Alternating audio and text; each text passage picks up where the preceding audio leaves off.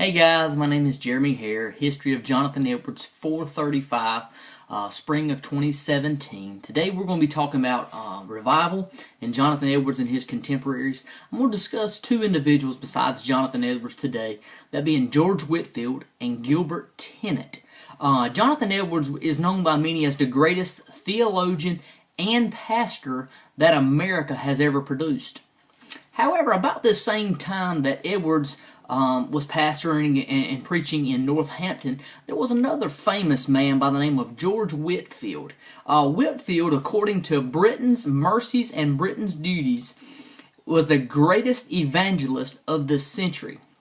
George Whitefield was an astounding young man.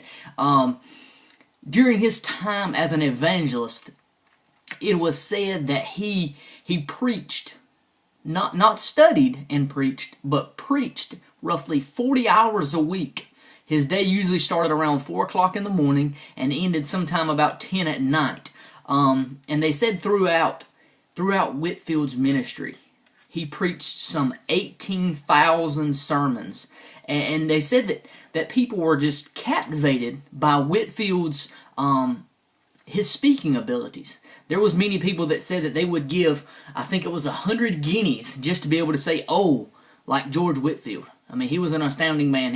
And you can read his sermons and say, well, they're not that spectacular, but it was the power of the spoken word is what made Whitefield so great. According to Dr. R.L. Heimers, as well as George Marsden in our textbook, said that most times that Whitefield preached, he wept.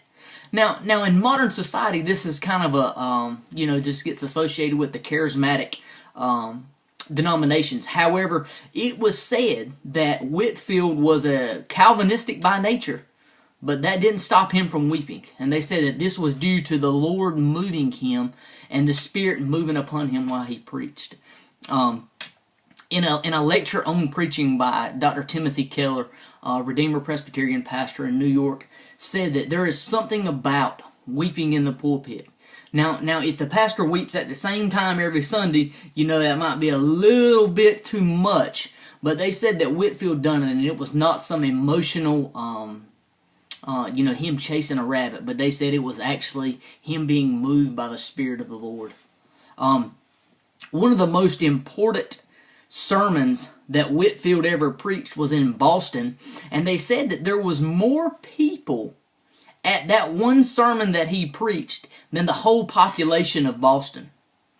Another important contemporary of Jonathan Edwards besides George Whitefield was Gilbert Tennent.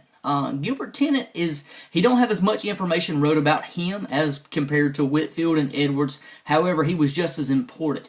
He was actually a follower of Whitefield. He joined him in 1739 and traveled around with him. And this is what gave him that zeal for revival and to feel the Lord's presence. Tennent is known by most people as a fiery Presbyterian, and he's known most importantly by the sermon, "The Danger of an Unconverted Minister."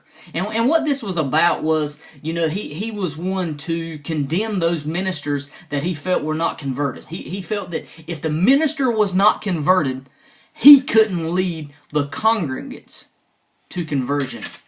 According to Bob Jones researchers, Tennent had zeal, but at times it got him into trouble with the leaders of the Presbyterian Synod. And you could see later on in his ministry, he actually left where he was and went to New York. And this was because he had problems with the leaders of the Presbyterian Synod. But George Whitefield, Gilbert Tennent, Jonathan Edwards are three of the most important religious figures in history, and they all lived during the same time. Thank you guys. I'll be praying for you.